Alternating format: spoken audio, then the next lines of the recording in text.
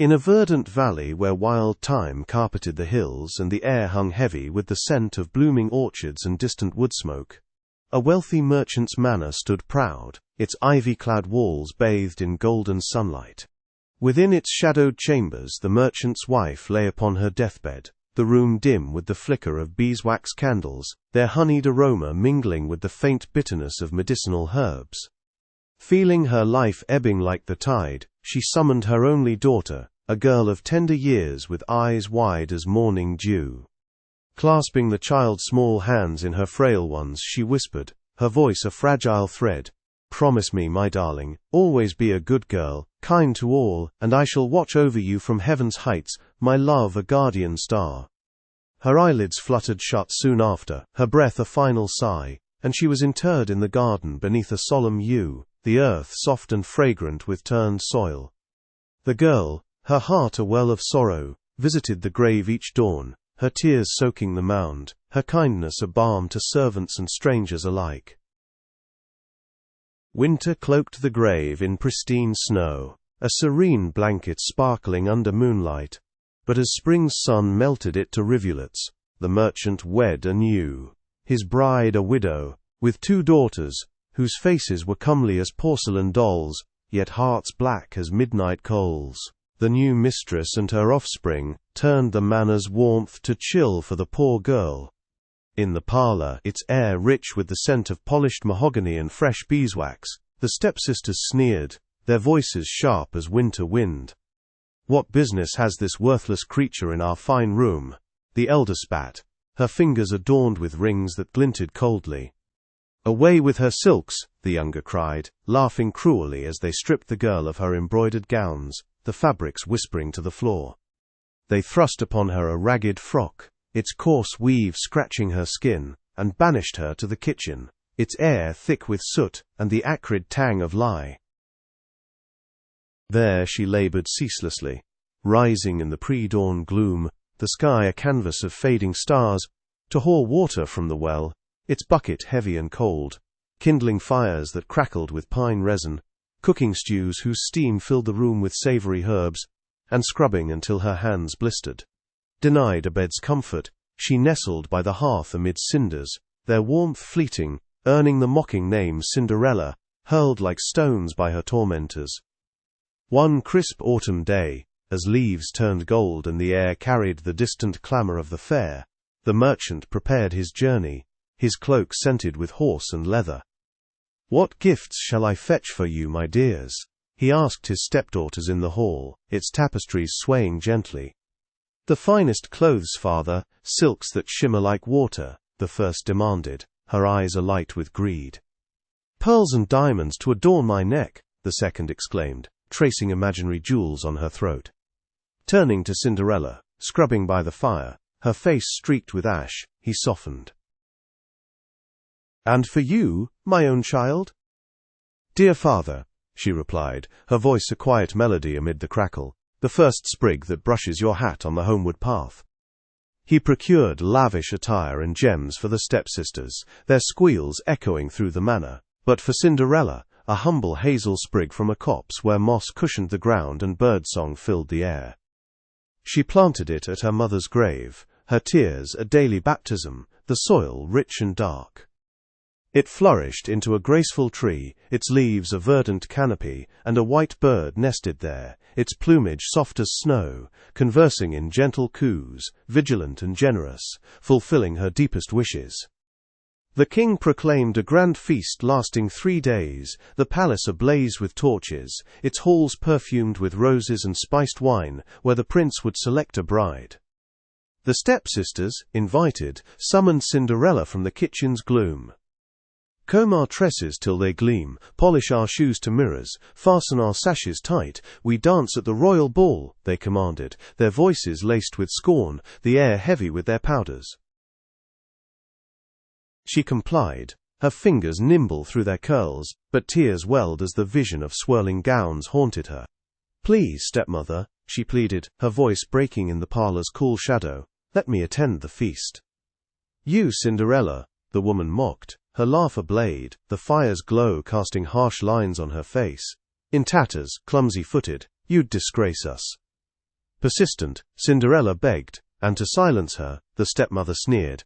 "Very well, pick this basin of peas from the ashes in 2 hours, and perhaps—" Peas scattered into the cinders, grey and mocking. Cinderella fled to the garden, the air crisp with evening dew, and beneath the hazel tree cried, "Hither, thither, through the sky, turtle-doves and linnets, fly! Blackbird, thrush, chaffinch gay, haste away, pick, pick, pick!" Doves descended first, white as moonlight, then turtle-doves, and a symphony of birds, their wings a whirlwind, beaks delving into ashes with precision, the air alive with feathers and song. In an hour, peas filled a dish, ashes forsaken. "See, I've done it!" Cinderella exclaimed, hope blooming. "No!" her stepmother snapped, eyes cold. "No gown, no grace, you stay." Begging anew, she faced another trial. 2 dishes of peas in 1 hour. Again, birds swarmed, task complete in half the time, the garden's air vibrant with their haste. "Yet, useless, you'll shame us," the stepmother declared, departing with her daughters, carriage wheels grinding on gravel. Alone Cinderella wept under the hazel tree, its branches whispering comfort. "Shake, shake, hazel tree, gold and silver over me." The bird alighted, bearing a gown of gold and silver threads, radiant as dawn, and silk slippers spangled like stars. Adorned, she hastened to the feast, unrecognized in her splendor, the palace's air intoxicating with music and mirth. The prince, captivated, claimed her hand, dancing solely with her, the chandeliers, light dancing on her attire. "This lady is my partner," he declared firmly to suitors, his grip warm. As night deepened, she fled, the prince pursuing, but she vanished into the pigeon-house, its air dusty with feathers.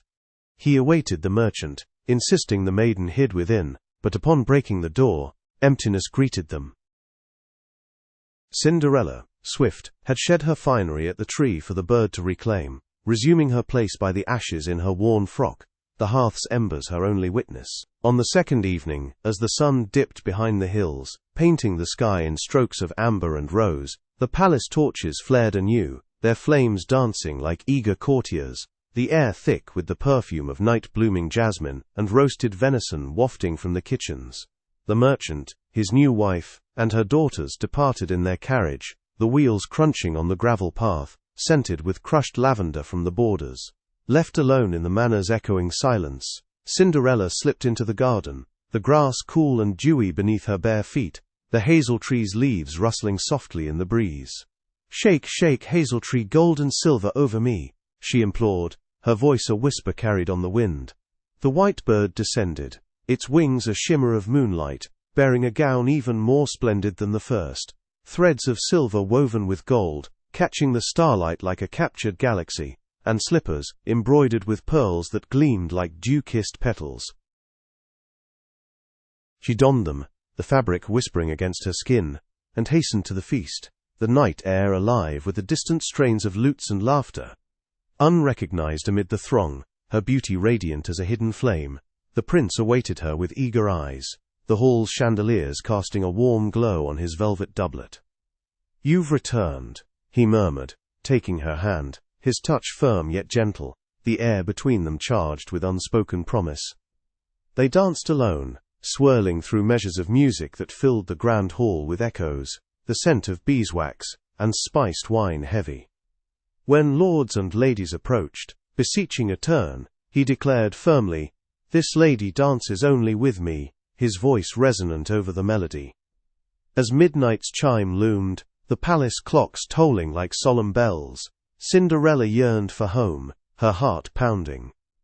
"I must leave," she breathed, slipping from his grasp, but the prince followed, his boots echoing on the marble stairs. She darted into the garden behind the manor, the air cool with pear blossoms, and leaped unseen into a towering pear tree, its branches laden with fruit, the leaves, a rustling veil.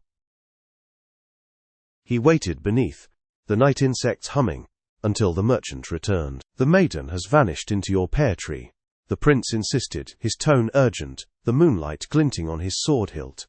Axes were fetched, their blades biting into the wood with sharp thuds, the scent of fresh sap filling the air. but the tree yielded no one. In the kitchen, Cinderella lay amid the ashes. Her old frock, soot-streaked, having descended the far side, returned her finery to the bird, the hearth's embers her silent companions. The third night arrived, the palace aglow with a fervour unmatched, banners fluttering in the breeze, scented with orchard blooms, the air vibrant with anticipation, and the clink of crystal goblets. Once more the family departed, their voices fading into the dusk, and Cinderella sought the hazel tree, its bark rough under her palms. "Shake, shake, hazel tree, gold and silver over me." The bird alighted, presenting a dress surpassing all, pure gold, shimmering like the sun's core, with slippers forged entirely of gold, their surface etched with delicate vines. At the ball the prince claimed her instantly, his eyes alight with joy. "My partner," he proclaimed to interlopers. Their dances a whirlwind under the vaulted ceilings, the air thick with orchestral swells and murmured admirations. As the hour grew late, Cinderella fled, but in her haste upon the grand staircase, carpeted in crimson velvet, her left golden slipper tumbled free, clinking down the steps like a fallen star. The prince seized it, its warmth lingering from her foot, the hall's echoes fading as he vowed, "This shall find my true bride." The following morn, the palace courtyard bustled with heralds, the air crisp with dew and horse-sweat, the prince approaching the king amid tapestries depicting ancient hunts. "Father," he declared, holding the slipper aloft, its gold gleaming in the sunlight, "I will wed only she whom this fits." Joy seized the stepsisters in the manor's parlor, its air heavy with their excited chatter and the scent of fresh linens. "It must be mine," the eldest crowed, her feet dainty in repose. She retreated to a chamber, the slipper upon a velvet cushion, her mother hovering like a shadow. "Try it, my dear," the stepmother urged, her voice honeyed yet edged. The toe resisted, the shoe too narrow, the air tense with frustration. "Cut it off," the mother commanded, producing a knife, its blade cold and sharp. "As queen, toes matter not, you'll ride in carriages." The girl winced, blood welling as she severed her big toe, the metallic scent filling the room, forcing her foot in with a grimace. She emerged, limping slightly, and the prince, hopeful, lifted her onto his horse, the saddle leather creaking. Riding past the hazel tree, its leaves stirring, the white dove sang from a branch, its voice clear as a bell. Back again, look to the shoe is too small, and not made for you. Prince, prince, look again for thy bride, for she's not the true one that sits by thy side." The prince glanced down, blood seeping through the gold, staining the stirrup, the air, sharp with the revelation. "Deceit," he thundered, wheeling the horse back, returning her amid her mother's protests, the manor's door slamming like judgment. "Now the other," he demanded, his patience thinning, the parlor's air thick with tension. The younger sister entered, her heel protruding, the shoe unyielding. "Squeeze it," the mother hissed, pressing until blood oozed, the scent acrid. She hobbled out, and again they rode, but the dove's song rang out anew, identical in warning, the tree's shadow long across the path. Blood trickled visibly, and the prince, fury in his eyes, returned her. "No true bride here," he said to the merchant, his voice stern, the room's fire crackling uneasily. "Have you another daughter?" Cinderella was summoned from the kitchen, her frock ash-dusted, the air heavy with soot.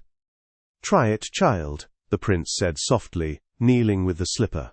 She removed her clumsy wooden shoe, the floor cool beneath her, and slid her foot in, the gold enveloping perfectly, as if molded by fate. Drawing near, the prince beheld her face, recognition dawning like sunrise. "This is she, my true bride," he exclaimed, the air alive with wonder. He lifted her onto his horse, the mane soft against her hands, and as they passed the hazel tree, the dove sang joyously, "Prince, prince, take home thy bride, for she is the true one that sits by thy side." The branches seemed to bow in blessing, the air sweet with pear blossoms and promise.